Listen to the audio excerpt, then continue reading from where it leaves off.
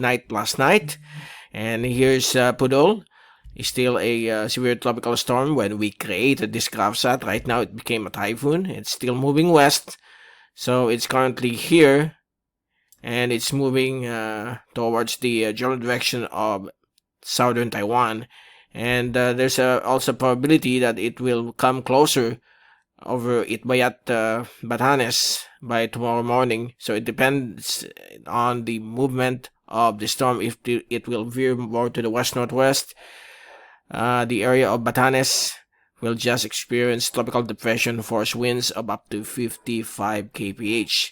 If it moves farther to the west or west-southwest, they will suffer tropical storm force winds of 60 to 100 kph gustiness.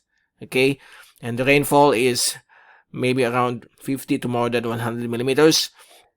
It's moving fast, 26 kph, so it will come ashore the southern part of Taiwan tomorrow morning or afternoon. So let's see what will be the scenario of this system for the next 24 hours. Across the Philippines, no problem at all. We still have those afternoon or evening rain showers and thunderstorms to occur in various sections of the country. So don't forget to bring umbrellas, rain gear, because of the localized thunderstorms. We don't have southwest monsoon right now. It's currently on a break. We have only a very weak southwesterly wind flow affecting Calayan Island Group and the Spratlys and the southern tip of Palawan, if we include this part of the Philippines, and also over the southeast portion or to the southeast of Mindanao. So no problem at all when it comes to if this system will enhance the southwest monsoon. It's zero as of this time.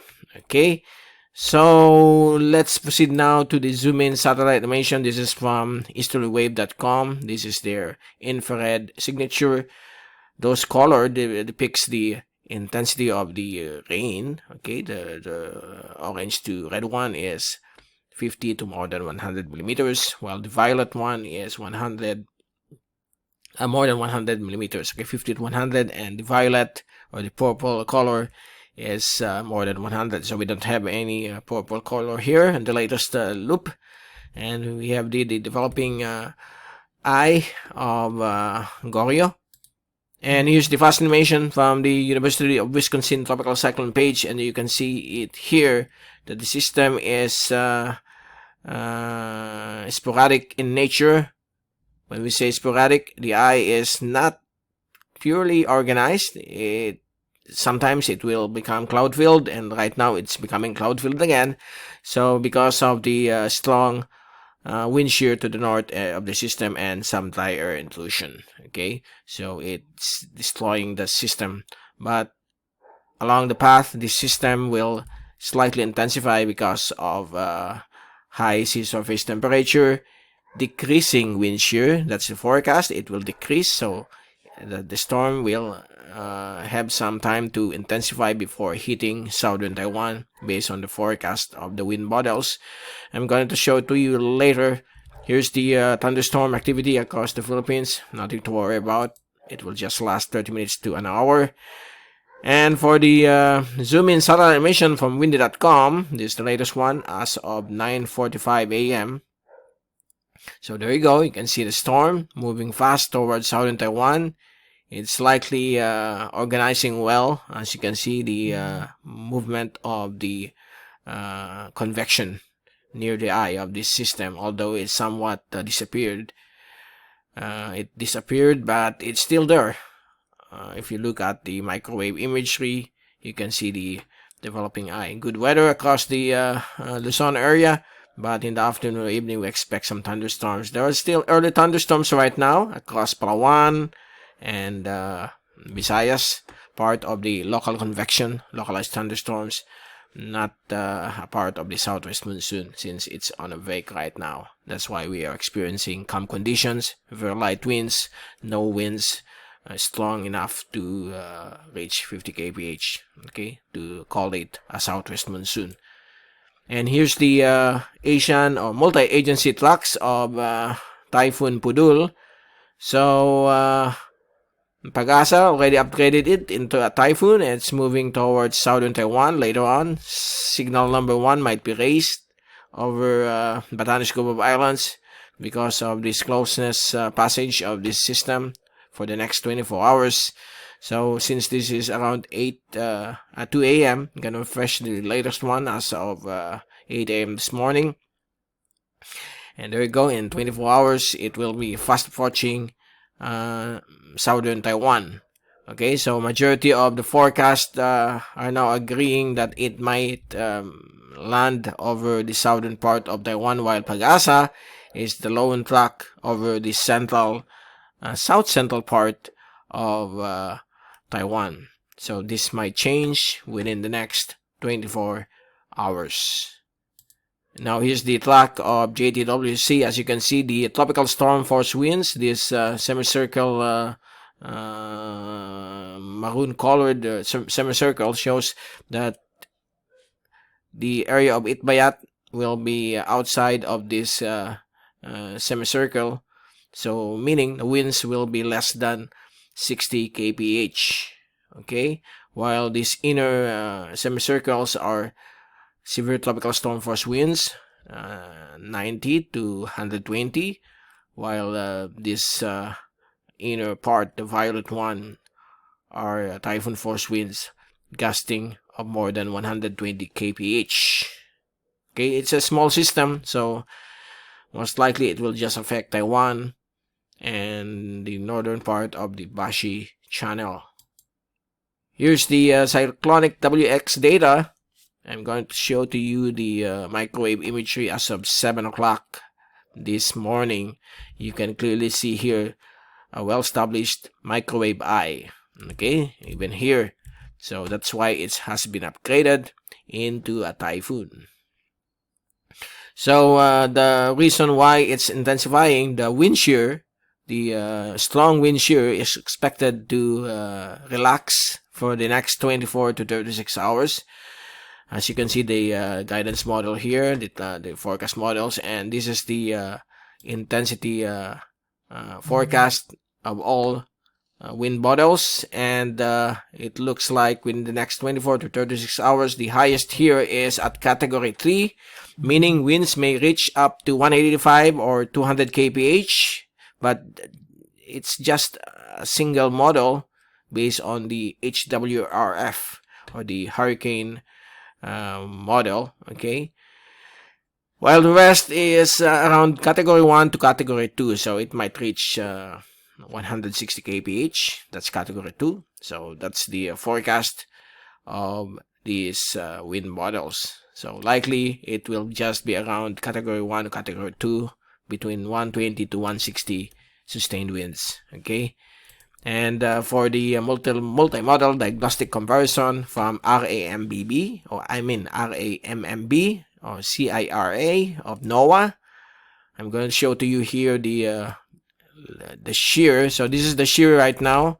It's dropping rapidly, so meaning the storm might have some time to intensify because of a drop of the wind shear. But as it makes landfall over Taiwan, the shear will again increase. So most likely it will weaken after making landfall over southern Taiwan. So here's another diagnostic comparison of the wind speed. It says here that it could reach category 2. Okay, seashore phase is high, 28 to 30 degrees. Mid-level relative humidity is still low, that's why it's a small system. More dry air is infusing over the northern part of the system.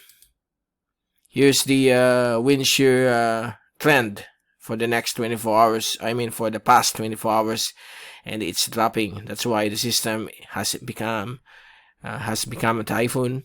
Okay, became a typhoon. And here's the ECMWF forecast probability, strike probability, where it will make landfall. So right now, the more than 90% strike probability is across the North Philippine Sea. The area of Southern Taiwan is now at 80 to 90% strike probability. While speaking of Batanes, particularly 𝗗𝗶𝗀𝗶𝗺𝗿, it's somewhere between 20. Let me see here. Yeah, 20 to 40% strike probability. So folks watching from Batanes, just relax, okay? You will just experience winds of 30 to 50 kph and some passing rains tomorrow, Wednesday.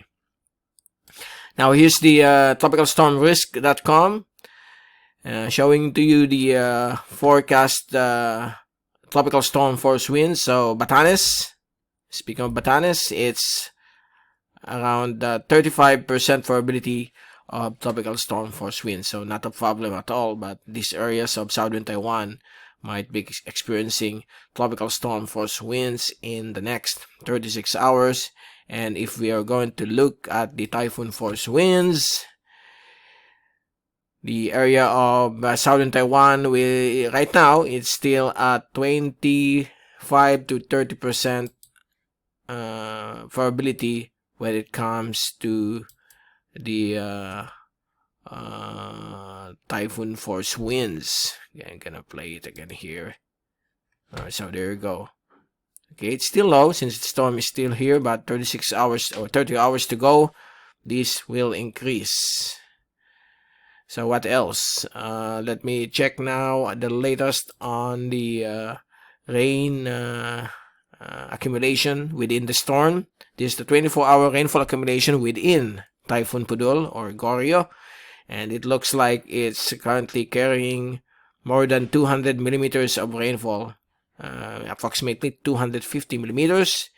If you are moving together with the storm, okay, that will be the rainfall that will be accumulated over your area. Okay, but if you're just a fixed land, okay, like southern Taiwan, we expect rainfall of less than 200 millimeters based on the movement of the storm, which is moving at 26 kph. So here's the forecast from the European model for the next 24 hours, 9 a.m. today to 9 a.m. tomorrow. The bulk of the heavy rainfall still over the sea. Batanes will already experience rainfall of 20 to 30 millimeters for the next 24 hours. But the whole day, Wednesday, tomorrow, eastern and southern Taiwan will experience dramatic increase of rainfall, reaching a high of more than 100 millimeters and more than 200 millimeters if along the windward side of Taiwan mountains. So over the mountain ranges of Taiwan, we expect more than 200 millimeters of rainfall. Okay, and Batanes, here's Basco, it's only between 50 to 80 millimeters. So we're going to set it around 50 to 100 millimeters of rainfall over Batanes. Whole day tomorrow, Wednesday, that will be the accumulated, the total rain for Wednesday. Okay, and then by Thursday, the storm is gone because of the fast-moving nature of this typhoon. So the weather conditions across Taiwan by Thursday and Batanes will dramatically improve. Now for the wind forecast. like I said, tomorrow it will make landfall over Taiwan. Thursday, Wednesday evening, over or early morning of Thursday over the southern China, south of Xiamen or over Xiamen, and then it will dissipate rapidly because of the small size of this system. Usually, small size system, when it makes landfall over land, it will quickly dissipate compared to larger systems. But larger system, it will take time to organize compared to a smaller system when it's still over ocean. Okay, so there you go. For the forecast for the next 5 days until Sunday, the southwest moon still weak, just over the vicinity of the Spratly Islands, but there is a low pressure area forming over the South China Sea outside of PAR. Not a problem at all for the Philippines. And so far for the next 7 days, all clear across the western Pacific. For the wave forecast, except for Batanes, the rest of the archipelago will have wave heights of less than 1 meters, particularly over the central waters of the country, and over the West Philippine Sea, also up to 1 meter in wave heights, and that will persist for today and throughout the week. But tomorrow over Batanes, we expect wave heights to reach a high of 2 to 4 meters. Okay, while over the core of this system, or the core of Typhoon GORIO, it could reach a high of 7 meters. Okay, since it's going to rapidly intensify to Category 2 typhoon before making landfall over southern Taiwan. Then we are going to move this into the weekend. So far, the wave heights across the Philippines will remain normal, except for the West Philippine Sea. It will increase to more than 2 meters. Dangerous to small sea vessels, so watch out for possible rough waves during the weekend because of the light southwest monsoon. Okay, so there you go. That's the latest. And we will return again tomorrow for the next update on Typhoon GORIO with international name Podul. From Typhoon 2000, this is 𝗗𝗶𝗺𝗶𝗺𝗿. Stay safe always, particularly there in Batanes. And thank you so much for watching our channel.